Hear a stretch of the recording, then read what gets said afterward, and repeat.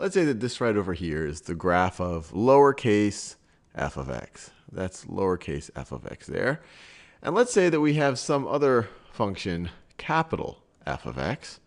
And if you were to take its derivative, so capital F prime of x, that's equal to lowercase f of x.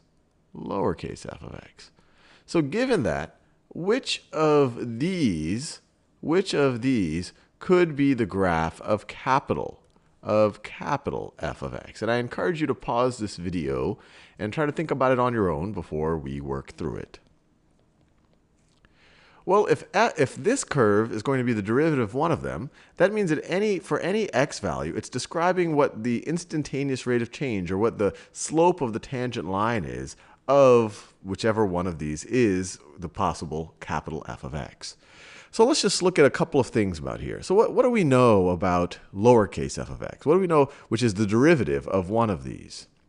Well, one thing we know is it's always positive. It has, as we go to negative infinity, it asymptotes towards 0, but it's always positive.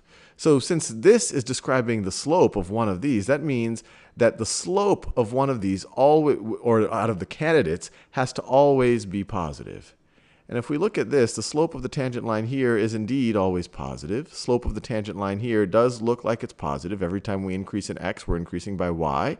Here it's positive, but here it's negative. When we increase by x, we decrease by y. So we can rule this one out. Now what else? What else do we know? Well, this is the derivative. This is telling us the slope of the tangent line. So for example, when x is equal to negative 4, f of negative 4 is pretty close to 0. It's pretty close to 0. It's slightly more than 0. So that tells us that the slope of the tangent line of capital F of x has to be pretty close to 0 when x is equal to negative 4. So let's see, when x is equal to negative 4 here, the slope of the tangent line here isn't close to 0. This actually looks closer to 1. So we could rule this one out. Over here, when x is equal to negative 4, the slope of the tangent line, yeah, that actually does look pretty close to 0, so I won't rule that one out. And over here, the slope of the tangent line, when x is equal to negative 4, that also looks pretty close to 0. So these are still both in the running. So let's see how we can think of a difference. So let's just pick another point.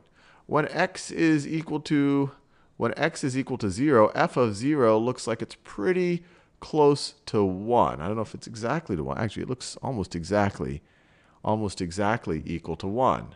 So when at capital F of 0, the slope of the tangent line needs to be pretty close to 1. So over here, the slope of the tangent line when x is equal to 0, that looks smaller than 1. So this slope is definitely not 1. While over here, when x is equal to 0, the slope of the tangent line does look pretty close to 1.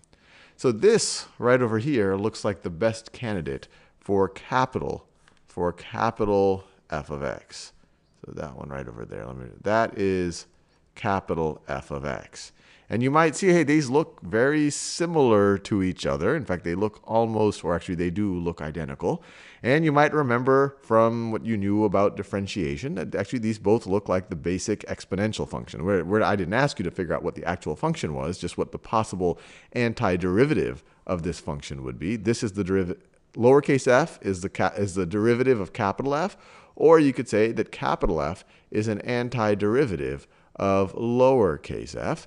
And when you just inspect this, this looks like the function, both of these functions are e to the x, because the derivative of e to the x is e to the x.